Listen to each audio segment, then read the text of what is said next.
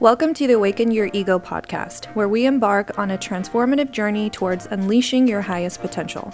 I'm your host, Joanne, and I'm thrilled to guide you through discussions that delve into the realms of physical, mental, and spiritual wellness. Brenna here. Join us as we unravel the mysteries of wellness, offering insights and practical tips to enhance your overall health. From rejuvenating your body to nurturing your mind and spirit, our conversations will cover a holistic approach to well-being. I'm one of your hosts, Ariana. Discover alternative health strategies aimed at optimizing every aspect of your life.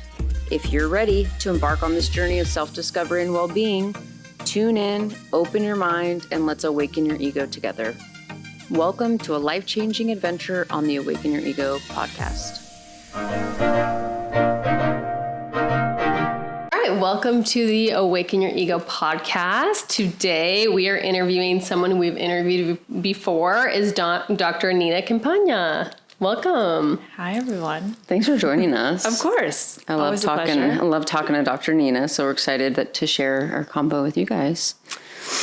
We really wanted to have her on, really because of the FDA lifting some of the warnings they had when it comes to hormone therapy for women.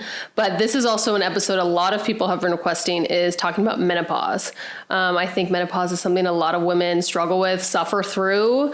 And so we really want to just talk about that and that's what you do every day, is helping women kind of with those symptoms. Yeah, and I think just to back it up a little bit, make sure that we're including perimenopause in that, and not just menopause. Yes. So perimenopause being those years leading up to when you actually hit menopause, and so that can start at age 35-ish, right? And it can be a little bit different for everybody, but that's when estrogen, progesterone, testosterone, also called your sex hormones, start fluctuating, and women can start to notice changes. And so it's those years from 35 onwards. For some women, they stop having their period and a lot of these symptoms go away. We can talk more about what those are. And then for some women, it's even after they stop cycling that they'll still have different symptoms. And so it's into their 50s and 60s. And we want to make sure that we're supporting hormone balance in their bodies during, like I said, that perimenopausal time, as well as all the way up until when they really need us. And also, not to get too far ahead, but we can talk about some of the reasons maybe to use hormones, even if you're not having symptoms. So, and why that's supportive for the body and longevity. Love that. Well, and to start, can you tell us a little bit about what led you to focus on women's hormone health? How are you here? Oh gosh. Well, in short, not to get too personal, but I guess it is personal for me. I had my own experience with thyroid health condition in my 20s, and I didn't get the care that I wanted or that I was hoping to get to fully resolve the health issues that I was having. And I felt like there had to be something else that could be done to really help optimize my health and minimize my symptoms. And I wanted to live this amazing life. I was 26 years old and was kind of told crazy. This is how it's going to be. And I just happen to be one of those people that when someone tells me this is how it is, and I don't really like that answer, I typically go out and try to find another way. And so that led me into becoming a naturopathic medical doctor. And, here we are, not to give away my age, but almost 2 decades later, practicing naturopathic medicine beyond the scope of just thyroid, but it got me interested in hormones in general, the thyroid being a gland here that releases hormones, but as do the ovaries and the testicles and the pancreas and the adrenal glands and anything that releases a hormone, of which all of those do. They're called glands, and they're all important, and they all have crosstalk and communication. They all impact one another, and so I just kind of Here we are. No, I love that. And I just want people to know a little bit about your education and obviously she's over here with us at Ego, and it's just been so nice learning from you. I feel like you've taught me a lot just about from your wealth of knowledge. And so I love that we're able to be here talking about hormones. And I really love you know, as a naturopathic doctor, I feel like you have a different perspective from what other medical doctors experience in their education. And I think that's really, I think has been vital in Ego as well, like Ego Beauty and Wellness, But having that different training, I think, is really vital too and helpful for a lot of people. Yeah. I mean, I think that, I know it is different. So it's similar and different, right? Yes. When we look at the training of, let's call it a conventional medical doctor and a naturopathic medical doctor. So both types of practitioners will go to school and take the same 2 years, the same what's called your basic sciences, your physiology and microbiology, and your pathology and it's what's called the basic medical sciences. The second 2 years also very, very similar. We're both learning imaging and lab diagnosis and pharmaceutical medications and all of that sort of thing. But as a naturopathic doctor, the training differs in that in those second 2 years, your tool belt, if you will, is being loaded with all your different tools. And so we're learning about a whole onslaught of different natural therapeutics, whether it is around just more of what I call like the foundations of health, which are your nutrition, your sleep, your movement, your body's ability to breathe, supporting, proper breath, and things like that. So the foundational aspects. And then we also learn when it comes to supplementation, nutraceuticals, botanical medicines, those types of things, hormone replacement therapy, IV nutrient therapy. A lot of us are taught regenerative medicine techniques like prolotherapy or PRP. We learn a lot about peptides, of which is a whole another beautiful world and conversation that we won't deep dive into today. But point being, we learn a lot of natural therapeutics to help to support the body to feel and function optimally on a day-to-day basis. And then also the philosophy is a little bit different. So as a naturopathic doctor, I've been trained that I'm always looking to understand what's the root cause of why a person might not be feeling and functioning their best on the daily. And if I can understand really what's at the root of the problem, then all these peripheral symptoms go away, whether it is someone's having trouble with their mood, or they're losing their hair, or they're gaining weight, or they're having issues with their skin, or they're having gastrointestinal stuff, whatever the symptoms are, if you can get at the root of the problem, a lot of these other things improve. Yeah. Well, I love how that's very different from allopathic medicine. It's not putting a Band-Aid on it and sending you on your way. Like, oh, you can't sleep. Oh, take this. It's like, hold on. Why can't you sleep? Are you moving your body? Are you sleeping? Or are you doing other things like supplementing well? So I like that it's a more holistic approach overall, not just like, oh, I'm going to fix your symptom. It's like, let's fix the root, and it'll affect a lot of symptoms. Yeah. And I think it really helps to take a holistic view of the body. For example, in the conventional medical world, a lot of times, like, you go to your cardiologist, you go to your OBGYN, you go to see someone for your skin, and it's like, whereas they're all not communicating with each other. And oftentimes there's a lot of cooks in the kitchen, and that people aren't communicating, the different practitioners. Whereas if you understand what's at the root of the problem, the heart palpitations go away, the skin clears up, the different things you're going to all the different doctors for all gets better. And I'm not saying I'm someone who's going to go and cure all the different symptoms of one person and every person, not at all. But I do think that, and of course I'm biased, right? But just from what I've experienced and practiced over the past decade and a half,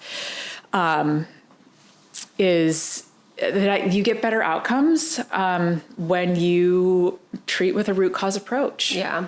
Well, and what system of the body is isolated?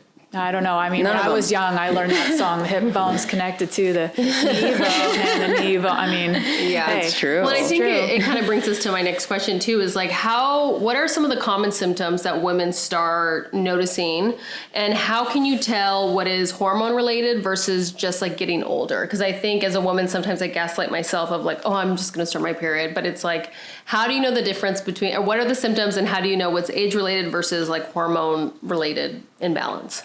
Okay.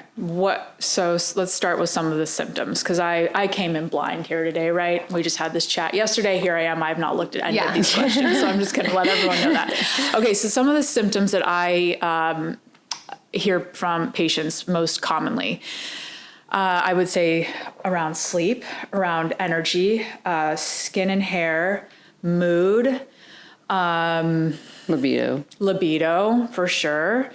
Those are the biggest ones I would say are sleep, energy, libido, weight gain, mood changes. Those are the big ones. Yeah. And I also don't want to exclude men from this conversation, by the way. I know we're talking, we don't have a ton of time today, and we're talking a lot, maybe more around women's health, but I do see a lot of men as well and help with male hormone balancing, and symptoms can be actually quite similar. For men, sometimes more it's libido, energy, stamina, erectile dysfunction, a lot of sleep issues, a lot of mood issues, maybe more low grade, less like rage like women experience, and more of this sort of like low grade anxiousness, low grade depression, insomnia type stuff. So, so those are the, I would say, most common symptoms, but there are so many more. Yeah. And then, as you said, like, what is age related versus hormone related? Well, they might kind of be the same thing, though. Yeah, right? I love that. A lot of women I speak to, and they might be like 36, and I look at their hormones and I talk to them and I let them know, this may very well be something related to just your hormones shifting. And they're like, way too young. And I'm like, well, things actually start shifting. Yeah. Oftentimes kind of in that mid-30s range.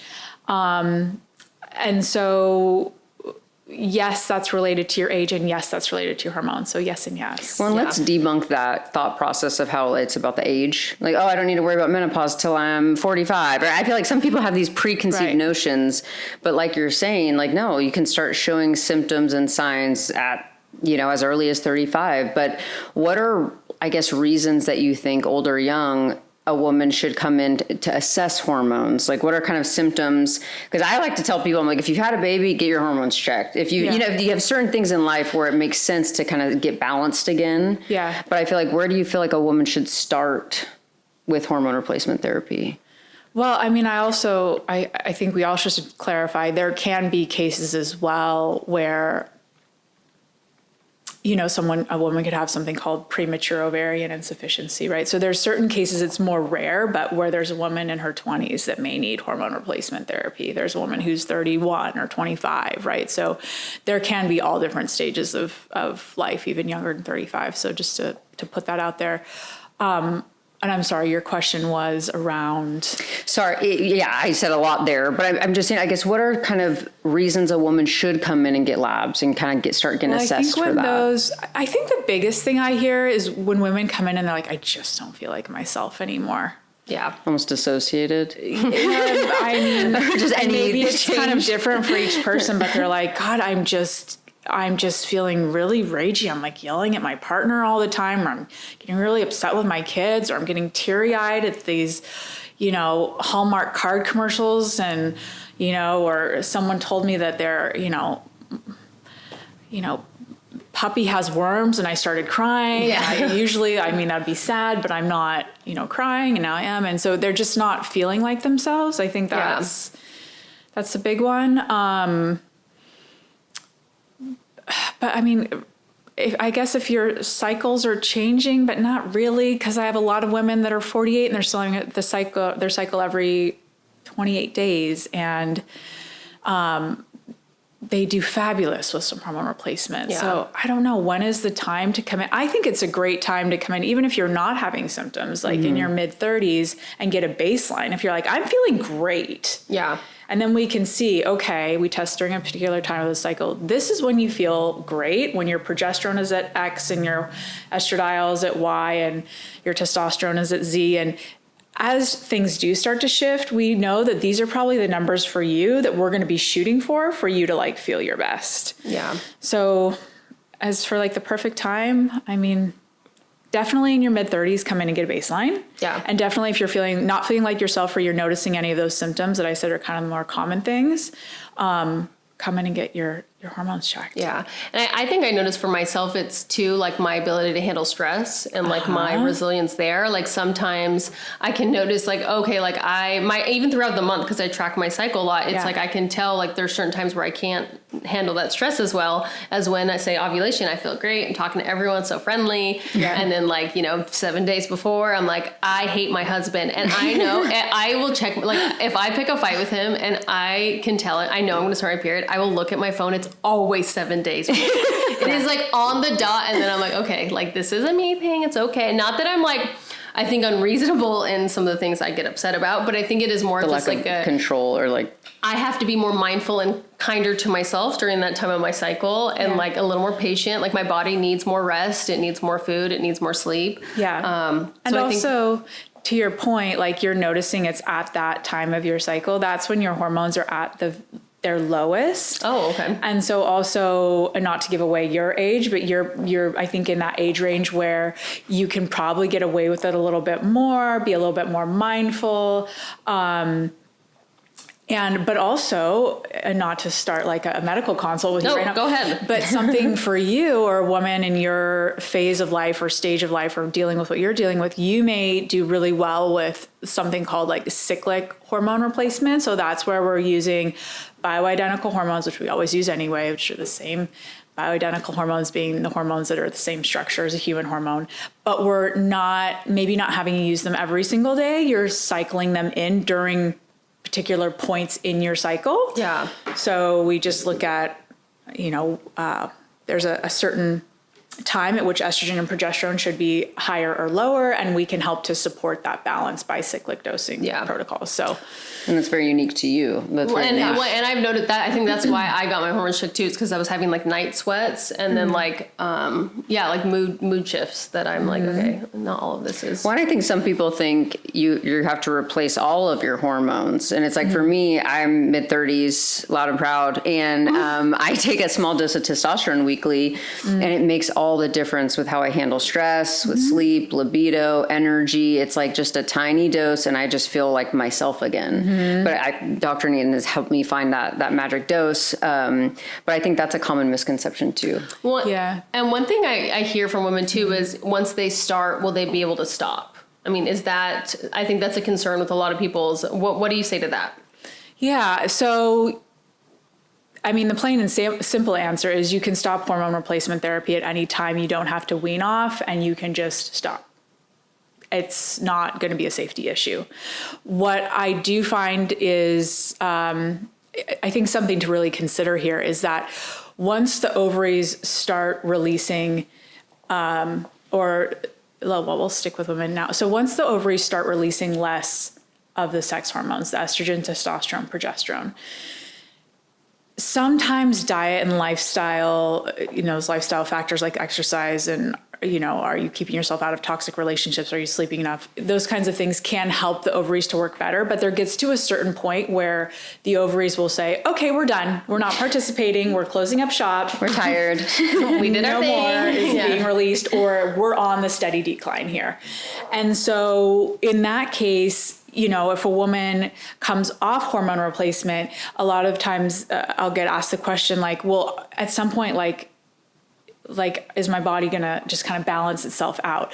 The ovaries are not coming back online. They're not going to start producing estrogen, testosterone. You're in your 20s again. Yeah, they're not going to start producing those hormones again at any point. So if you get a big benefit, which most women do, whether it's around their sleep or their mood or weight loss or skin, all these things we've been talking about, most women will stay on them indefinitely. I have some women who go off and they stay off. That's more rare just because most of the time I see them 3, 6, 9, 12 months later and they're like, oh gosh, yeah, I didn't realize. They're like, I didn't realize how much this was helping me. Yeah. And so they end up going back on. Yeah. And I think that brings us to something we were going to maybe touch on earlier about, we're talking about the different symptoms where a person can say, oh gosh, my mood's changed or my weight's changed or my whatever has changed. I can feel it. I can notice it. Yeah. Therefore, is this a hormone thing? Let's check it out. But what we also know is there's certain things going on in the body that happen when our hormones decline or stop being produced that we can't necessarily just feel. Mm-hmm. For example, we have estrogen and testosterone receptors in our brain. in our bones. We know that these female hormones are also very important for our cardiovascular health. We know that cardiovascular disease is a number one killer, unfortunately, of women. And so we want to keep our hormones optimized so that we're not having things like osteopenia or osteoporosis as we age. We don't want bone demineralization happening. Yeah. We don't want age-related cognitive decline, things like dementia and Alzheimer's and things like that happening. So we want to keep those hormones there. These things can be very sneaky and insidious, and we don't just notice that they're happening like the 15 pounds of weight that we gain in 6 months or something, right? So, or you can't see like how much plaquing is actually happening in your heart, right? And but if you gave yourself, your estrogen levels were optimized, well, that then wouldn't be happening. You wouldn't be putting yourself at risk or as significant risk for a heart attack or stroke. Of course, you need to get healthy, you need to exercise, but your hormones are a huge part of your cardiovascular disease risk. Well, and I think even like you're like wanting to work out. I think I've talked to a lot of patients who are like, your desire to even have a libido. It's like, I was talking to one of our patients and he was like saying how we upped his testosterone and he's single and he's like, now I've been able to do all these home projects I haven't been able to do. The only problem is now I need a girlfriend. But like, it's also just like, okay, now he has the vitality to like live how he wants to live. And I think that's the same thing for women. It's like, we don't even know. Sometimes I think and I'm not speaking for all women, but I mean, it's like self-sacrificing, giving to so many other people. We forget to give to ourselves. And it's like, we don't even realize that we've lost energy. We're not sleeping well. We're exhausted. Well, and I like how Nina was touching on just because you shouldn't wait till you're showing symptoms. The damage is being done, whether you see it and feel it or you don't. I love optimizing. I'm like, I want to make sure I'm functioning as well as possible. So why not, assess that, make sure it's functioning before I start experiencing those working preventatively. Yes. Yeah. And you kind of touched on this a little bit, but what's the difference between bioidentical hormones versus regular hormone therapy? Sure. Yeah. So bioidentical means that the hormone is in the same exact molecular structure as a human hormone. So it's like I think of it like a lock and key system. We have hormone receptor sites. So we'll pretend this is a little receptor site. This is like the keyhole, and you have your hormone. So here's your bioidentical hormone. It's the same structure as a human hormone, and it fits right onto the receptor site just like a human hormone should. So that's what a bioidentical hormone is. When we use that, the body sees it as a human hormone, and so it responds optimally. Right. And we have the least amount of side effects that way versus when we use a synthetic, it's not the same structure as a human hormone. So let's just say like, this is the structure, for example. So it goes to bind to this like lock and key model, and it might like make a connection, but it's not as like flush. It's not as bonded, seamlessly as a human hormone is. And so when it's bonded like this, or sitting at the receptor site like that, the outcomes oftentimes aren't quite as good, or it may come with more risks or side effects. And so I utilize the vast majority of the time. There's always some, outliers here, but bioidentical hormones for that reason. And then synthetic hormones too, something to consider, I think, especially with like when you're using oral estrogens, and I know, not to go down too much rabbit hole, but with using oral estrogens, for example, it's a lot harder on your liver. And so that's something we want to be careful of. We don't want to put a lot of stress on the liver. We don't want to, again, have more risk associated. And so I try not to use the synthetic orals for estrogen anyway. Progesterone's a little different. Progesterone you can use, I always use bioidentical, but you can use that orally with great benefits. However, the difference between, say, a synthetic progestin, which is what it's called, versus a bioidentical progesterone is with the bioidentical progesterone, you're going to get benefits around sleep, around mood, around lessening anxiety. That synthetic progestin can do its job of protecting the endometrial lining, which is what a lot of women will get prescribed progesterone or progesterone or progestin for when they go to their traditional doctor. But if they're getting the synthetic versus the bioidentical, they're not getting those benefits of sleep support, anxiety relief, and overall mood support. So those are some of the differences, some of the major ones anyway, between bioidenticals and synthetics. No, I love that. Love that. That's perfect little explanation and demonstration of that. I love that. Again, I didn't come in here with a prefab plan of what I was going to say. I'm just being impressed. It's great. Well, and it kind of makes me think too, we kind of touched on the FDA releasing some of those black box warnings. What are your thoughts on that? I mean, or what do you think about that? I'm going to be really honest. All this happened yesterday, so I've just heard the highlights of it. I haven't sat down and watched the entire conference that took place, and I've had different people in my ears saying different things about it. So before I think I really take a stance on what was said specifically, I'm going to decline to comment too much. But what I do think at this stage of the game is that it's great that these black box warnings were removed, because it's going to open up the conversation for sure for hormone replacement therapy. And I think people are going to overall maybe have some of their fear alleviated. And if not that, then maybe at least getting to the place of like, okay, well, if the FDA says it's okay, then maybe I'm a little bit more comfortable with at least having the conversation. Like pique their curiosity. Yeah, right. So I think that that's a good thing, because more women will get relief, will get treatment. Now we do have to think about, with getting treatment, where are we getting it from? And is the person that I'm getting it from qualified?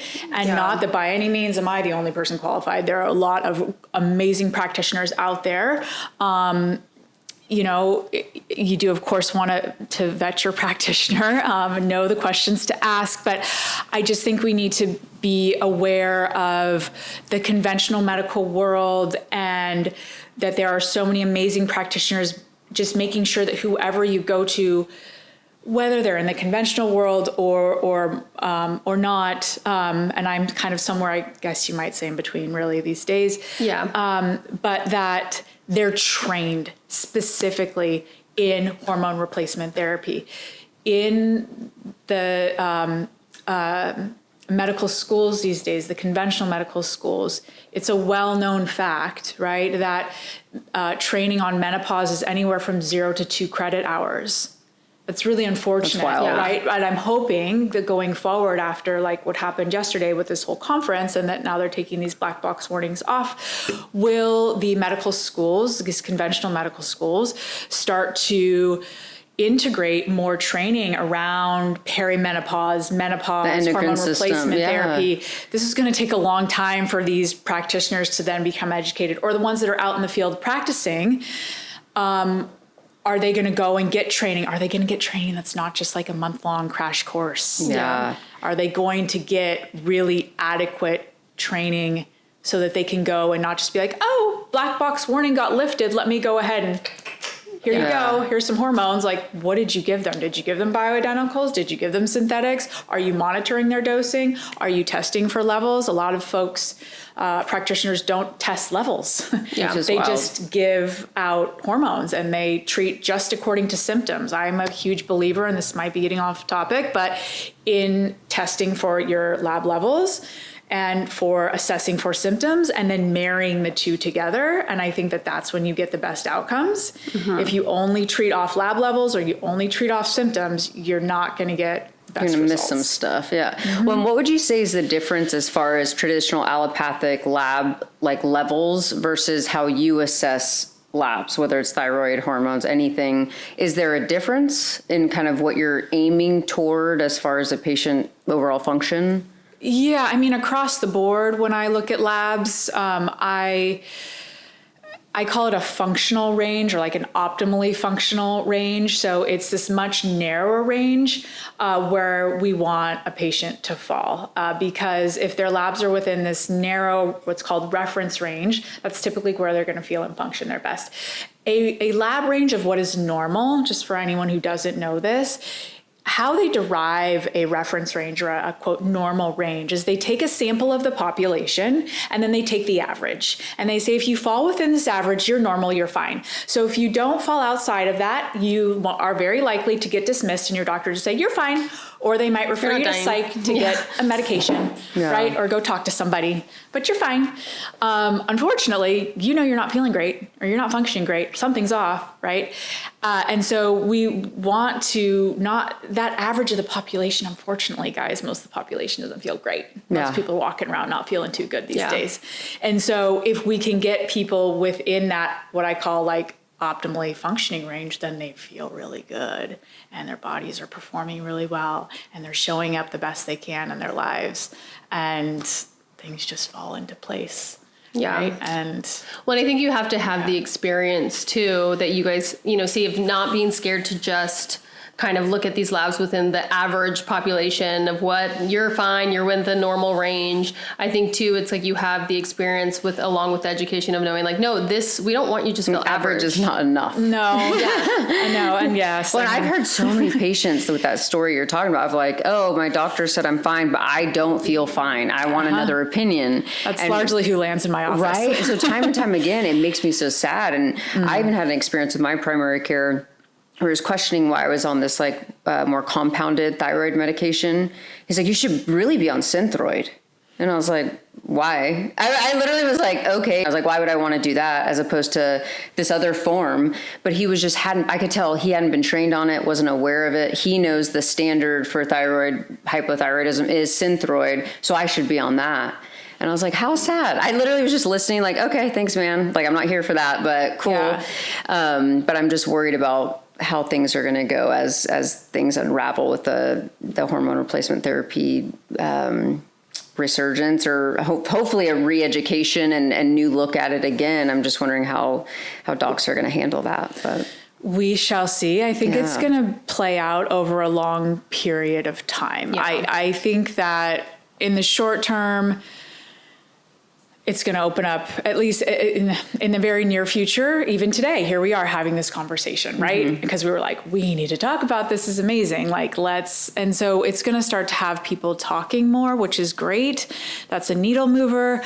As far as people getting that top tier care that's really customized and personalized from someone that knows what they're doing, it may take a little while for everyone to get that, because we need to get enough people trained, really knowing what they're doing, and people matched up with the right practitioners for that to happen. So I think it's going to take some time, but we're heading in the right direction. And so I'm 100% so happy for that. I think even just like research alone for women's health and like how women go through menopause, what's happening. I think that even just like education wise and more attention on that, I think is a win for women. I think we'll have more 100%. things available to us, and we won't just have to suffer through menopause. What's that term, like the invisible woman or something? Oh, what's that? Do you know what I'm talking about? No.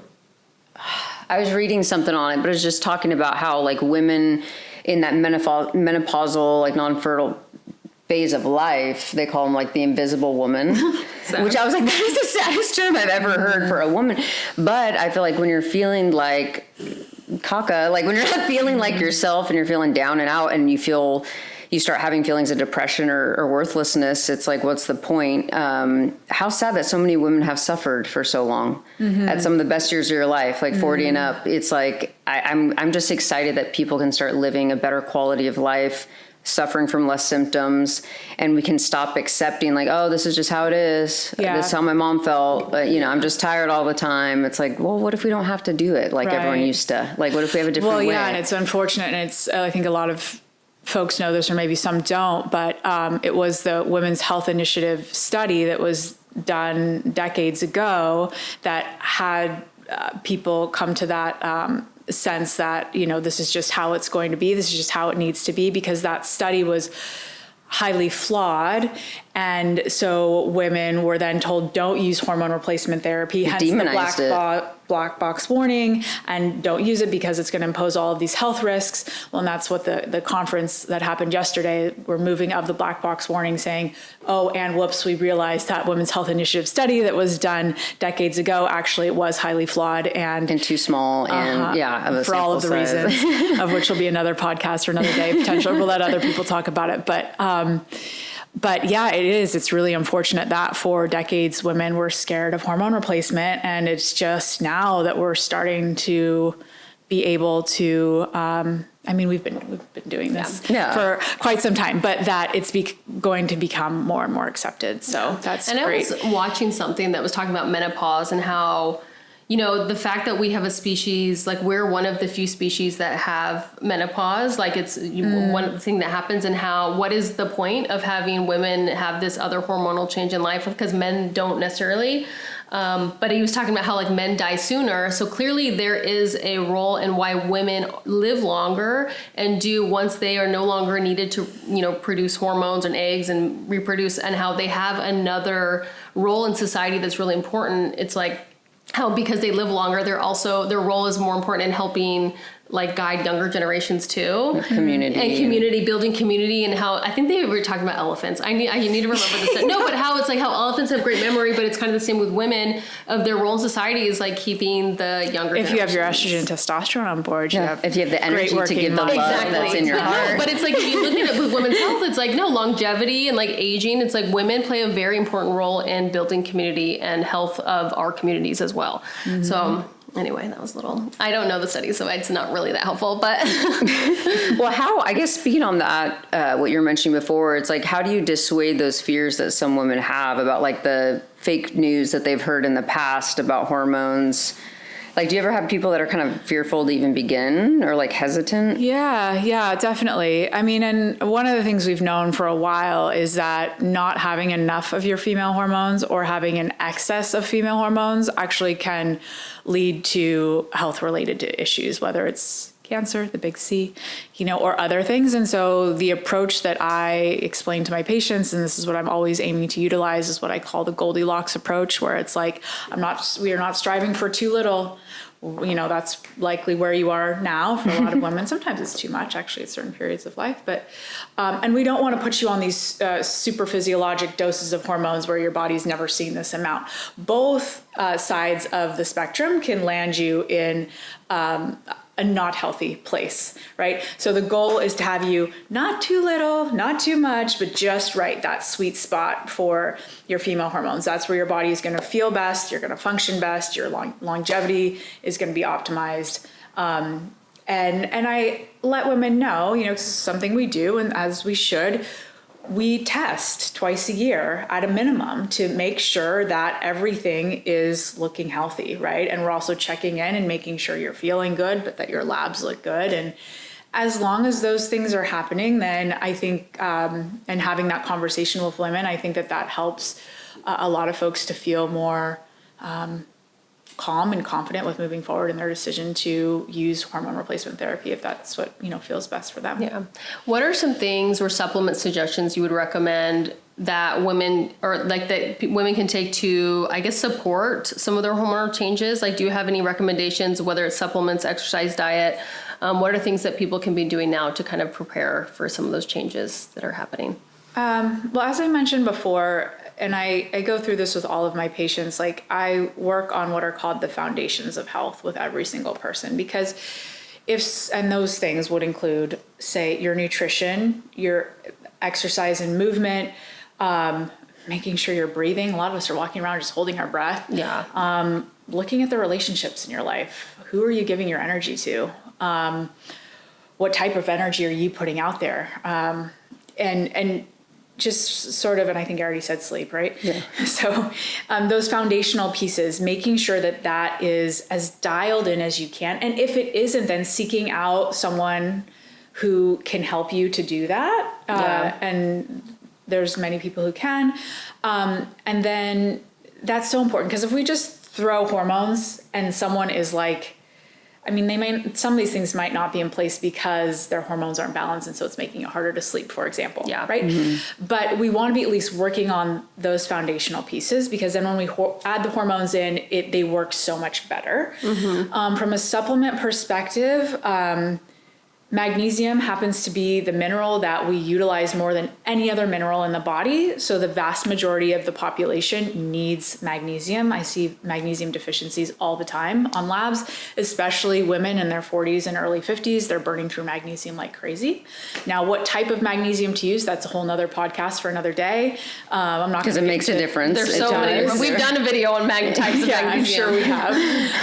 And dosages I'm not going to get into, but just magnesium. As most people know, vitamin D deficiency is rampant. Making sure that your vitamin D levels aren't just within range, but are within optimal range. Also, if you're taking vitamin D, knowing that it's very important, I can say this, to take it with fat. Vitamin D is a funny little vitamin in that it's only absorbed in the presence of food that contains fat. Oh, interesting. So if you're waking up in the morning and popping your vitamin D, or you're taking your vitamin D supplement with like a banana or a non-fat yogurt, you're probably not absorbing it. So there's some foundational supplements like that folks can use. I would say if you're doing those things and then you come in and you want to get started on HRT, you're like in the perfect spot to do it. And not that you have to have that stuff dialed in, but it's just the world we live in moves so fast into where I feel like whether it's work, family, responsibilities, practices, it's like you're go, go, go. And I feel like cortisol is such a sneaky thing. That kind of, if it's mismanaged or unbalanced, that can have a huge effect. So I think I love that Nina believes in like asking patients where they're spending their energy. Like, are you taking time to chill out? Like those kind of things can have a big impact. But I wanted you to touch a little bit on like, how does cortisol affect your overall function? Sure. So again, it's too little or too much, not great. And then when we think about like, okay, well, what's the root cause of why someone's cortisol might be off? A lot of times I see someone's female hormones are off. And once we get the female hormones balanced, then the cortisol comes back online. Or the thyroid is out of balance. Once we get the thyroid balance, then the cortisol comes back online.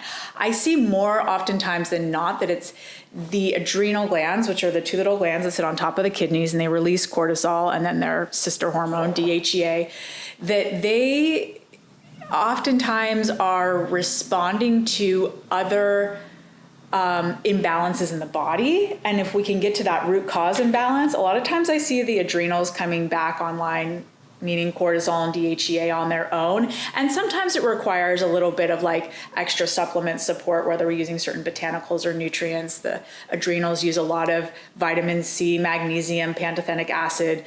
There are certain botanicals that are good for the adrenals, like rhodiola and ashwagandha and maca, and the list goes on and on. Different botanicals for if you're high or low cortisol.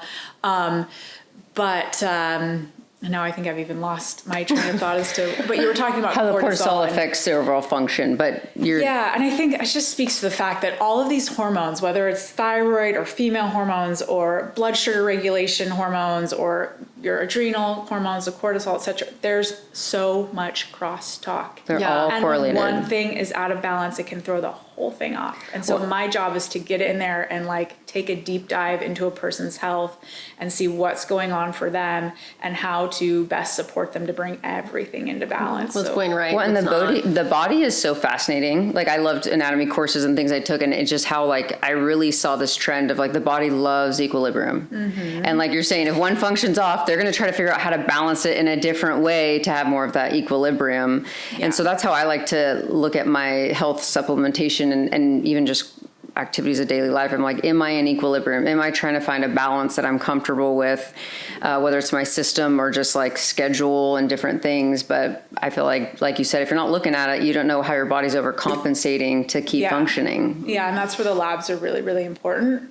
Yeah. Yeah. Because your body is always trying to bring you back into equilibrium. It's trying, right? That's why if like the thyroid goes super high, we might see the cortisol go super low, right? Because you're stimulated over here. And so we're going to dampen this response over here. So yeah, labs are important. Being aware is important. Seeking out knowledge and advice is important. Self-awareness is important. Having good community, all these things. Yeah. So yeah. Love that. Okay. Well, we should probably start wrapping up, but how, if someone wanted to see you as a practitioner, how do they do that? How do they do that? Well, they would give the office a call. I don't have the phone. I should have this phone number memorized. 209-577-2799. I have two phone numbers memorized. We're marketing girls. Here they are. 209-846-7271. Yeah. I'm like, I'm panicking. Contact Ego Wellness and Beauty, and I'm Dr. Nina Campagna. I'm more than happy to be your practitioner, or, ask your friends who they're working with, and if those friends that you notice have had really positive changes, and that might be somewhere good to start. And then I think just feeling out the vibe, if you will, of the person that you're working with, because that is so important, and not one practitioner is going to be the right practitioner for every person. True. Just really feeling that, if you will, that energetic sort of connection with that person, really feeling like you can trust them, feeling like they hear you, feeling not just knowing that, okay, they're qualified because they have the piece of paper, but that you really feel held and supported, and like there's a good line of communication there. No, I love that. Yeah. And we usually have patients get their labs before they even see you. So that way, when you do see them, you have the time to look over and really accomplish what you want to accomplish in that first visit. And hit the ground running with some suggestions, which is always great. Mm-hmm. Well, Nina, I wanted to ask you one final question, if you will. Okay. I have a feeling this might be fun. What is one empowering message you'd like to leave with women about this stage in life, or in general, or... One empowering message to leave with women. In perimenopause? In general. Oh, just women in general. Be your own advocate. Love that. Which probably has been said a million times, but I think that it's really easy to just, I think like you were saying, Ariana, like our world is like go, go, go, go, go. And I think a lot of women, and just humans, like we're tasked with taking care of so many things, or taking care of other people and other people's needs. And sometimes we can like disregard our own needs. But I think if you can get out there and really try to support yourself and take accountability for your own health, and seek out the resources that you need, and speak to the people that can potentially help you with optimizing your health, then, I don't know if this is an empowering message, but hopefully, no, I like that. Then you'll get to a place where you can show up as your best self every day. And if all of us can show up as our best selves every day, oh my gosh, this sounds so funny. No, but I mean, how much better is the world, right? Yeah. Like, rather than all of us kind of walking, or many of us walking around feeling like, kind of like, oh God, okay, God, just get through this day. If you can wake up in the morning, get yourself going, and be like, all right, I'm going to get this done. It's going to be a good day. I'm going to have good interactions with people. I'm going to contribute positively to the world and to myself. And like, it just makes everything better. Well, and I've been thinking about that a lot lately. And it emanates out. Yeah. Yeah. Well, I've been thinking lately, like, who's had your back the longest? You've had your own back the longest. I've always been there for me, and it's interesting where I think sometimes when we're feeling down, we're like, oh, who's going to come help me? Who's going to make me feel better? Who's going to save the day? Who's going to give me permission to go find help? And it's like, ultimately, you got your own back more than anyone's had your back your whole life. Yeah. And so I love that message, because I think that's huge. Like, and we need to be proactive and care about ourselves as much as we're trying to care for other people all the time. 100%. I hate feeling like I'm not worth my own time. I'm like, what's wrong with me? I need to change that. Don't let that happen. Well, and I think it's an energetic shift in your way of thinking too. Like if like it's like I'm in control of what I'm doing, where I'm going, what my health's doing, because there's so much out of your control, especially when it comes to your health. Sometimes like things happen like that you are totally out of your control, and I think it is an energy shift of like, well, I know I'm doing everything I could, and I laid it on the field. I think that's like I love that message, because I think we should all carry that. And then also too, right, the more you feel better in your own body and in your own mind and in your own spirit, the less out of control things feel. Yes. Right? The more, and I don't think you can control everything, but the more in control you feel of your own world and what's going to happen in your life. And When I realize when I'm feeling, and I realize when I'm feeling crappy, I'm not showing up as the best mom. I'm like, okay, checking boxes. I'm not like embracing the actual fruit, the goodness of like motherhood. It's like, I can't show up happy and be genuine. I'm like, oh, what do you need? Ugh. Like it's a drag. And that's not me. You know, I'm like, no, I like mothering and I need to make sure I have the energy to put at home and I'm not spending it elsewhere. It's like being in charge of where you're putting your efforts. I like that. You can't write, you know? Yeah. You gotta have money in the bank. Yeah, fill your own cup. Energy in the bank. All right, well, thank you, Dr. Nina. This was so good. It was so great talking Thank you for having me. Thank you for joining us on another enlightening episode of the Awaken Your Ego podcast. We hope our discussions have inspired you to explore new dimensions of health and wellness. If you enjoyed today's episode, don't forget to subscribe, rate, and leave a review. Your feedback fuels our mission to empower individuals on their path to optimal well-being. Stay tuned for more insightful conversations, and until next time, may you continue to awaken your ego and embrace the extraordinary potential within. Take care, be well, and remember, your journey matters.